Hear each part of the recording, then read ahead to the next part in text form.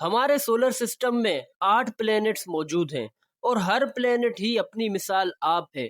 کوئی بالکل برف سے بنا ہوا ہے تو کوئی گیسز سے بنا ہوا ہے، کوئی انتہائی خوبصورت ہے تو کوئی انتہائی خطرناک آگ سے بنا ہوا ہے۔ مینز کہ ہر پلینٹ ہی ہمیں حیران کر دینے والا ہے۔ اور آج کی ویڈیو میں ہم بات کرنے جا رہے ہیں ایک ایسے پلینٹ کی جو سائز میں سب سے بڑا اور کیریکٹرز میں سب سے خطرناک، پلینٹ جوپیٹر۔ آج ہم ایکسپلور کریں گے جوپیٹر کی پوری کہانی، اس کی ڈسکوری سے لے کر اس کے اندر کے سیکریٹس اور اس کا فیوچر۔ تو ویڈیو بہت ہی انٹرسٹنگ اور انفارمیٹیو ہونے والی ہے۔ دوستو، جوپیٹر ہمارے سولر سسٹم کا سب سے بڑا پلینٹ ہے اور اسے king of the solar system بھی کہا جاتا ہے۔ اس کے سائز کا اندازہ اس بات سے لگایا جا سکتا ہے کہ جوپیٹر کے اندر 1300 ارتھ فٹ آ سکتی ہیں، یعنی 1300 ارتھ اگر جمع کی جائے تو ایک جوپیٹر کے برابر ہوں گی۔ اس کے علاوہ جوپیٹر ایسا پلینٹ ہے جسے ہم بغیر ٹیلی اسکوپ کے عام آنکھ سے بھی دیکھ سکتے ہیں، کیونکہ یہ بہت بڑا اور بہت روشن ہے۔ یہی وجہ ہے کہ اسے بہت پہلے ہی ڈسکور کر لیا گیا تھا۔ آج سے تقریباً 2700 سال پہلے رومنز نے اسے دیکھا اور جوپیٹر کا نام رومنز نے اپنے سب سے پاورفل گوڈ کے نام پر رکھا۔ اس کے بعد سن 1610 میں پہلی مرتبہ گیلیلیو نے جوپیٹر کو ٹیلی اسکوپ سے دیکھا اور جوپیٹر کے 4 چاند بھی ڈسکور کیے، جو جوپیٹر کے سب سے پہلے چاند ہیں۔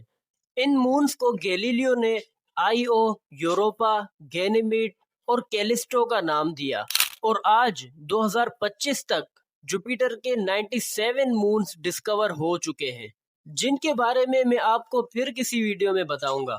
فی الحال ویڈیو میں آگے بڑھتے ہیں اور بات کرتے ہیں کہ جوپیٹر کے اندر کیا ہے۔ دوستو، گیلیلیو نے جوپیٹر کو زمین پر رہتے ہوئے ہی دیکھا تھا، لیکن جوپیٹر کے اندر کے حالات جاننے کے لیے ضروری تھا کہ کسی طرح اس کے قریب جایا جائے، اور اس مقصد کے لیے سب سے پہلا اسپیس کرافٹ، جس کا نام پائونیئر 10 تھا، مارچ 1972 میں بھیجا گیا، جو 21 مہینے بعد دسمبر 1972 میں جوپیٹر کے پاس پہنچا۔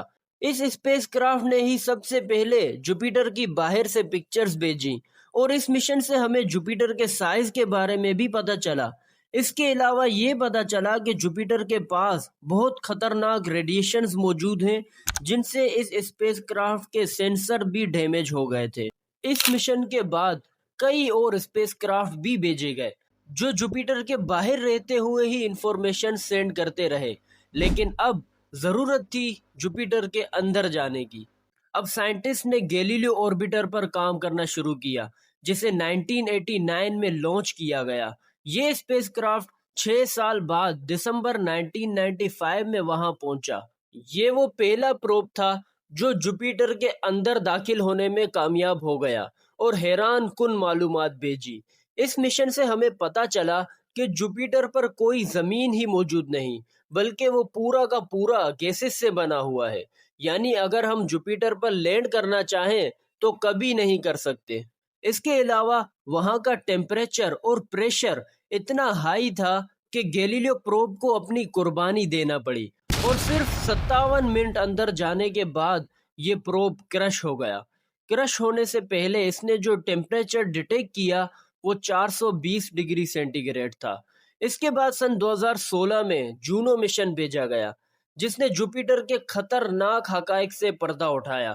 جونو مشن کے مطابق جوپیٹر کا ٹیمپریچر تقریباً 25,000 ڈگری سینٹی گریڈ ہے، اور وہاں پر انتہائی خطرناک طوفان چل رہے ہیں، جن میں سب سے مشہور گریٹ ریڈ اسپاٹ ہے۔